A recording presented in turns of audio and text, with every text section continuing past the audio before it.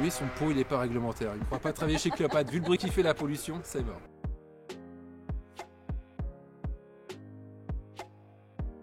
On est à Ballon-Miré, sur le site de production d'école Cléopâtre. Cléopâtre, c'est né en 1930, Paris, quartier des Marais. Au départ, on fabriquait la colle soi-même à la maison et dans les années 30, on s'est dit tiens, on se lance dans la fabrication de colle. Donc la famille Chamson s'est lancée dans l'aventure en 1930. Et donc à l'époque, la colle était conditionnée directement dans un pot en aluminium avec un petit pinceau. Et puis rapidement, on a rajouté des ingrédients pour avoir un côté toujours plus. Donc l'odeur d'amande, le pot un peu plus élevé, le fond du pot, de manière à pouvoir récupérer toute la colle avec le pinceau. La particularité, donc, c'est des colles qui sont fabriquées à base d'amidon de maïs.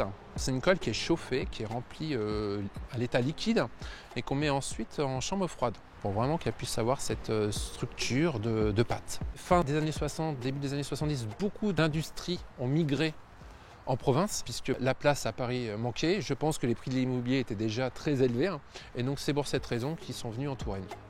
La reine des colles, le pays des rois, la région des rois, et puis il y avait un attachement de la famille en question qui avait racheté la société, la famille Devant qui était de cette région.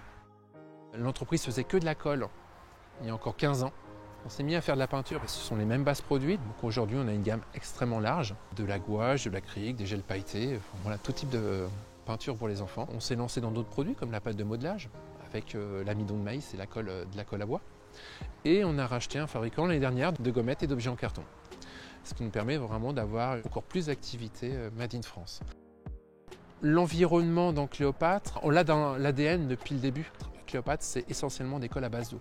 Donc on ne fait aucune colle solvantée dans notre usine.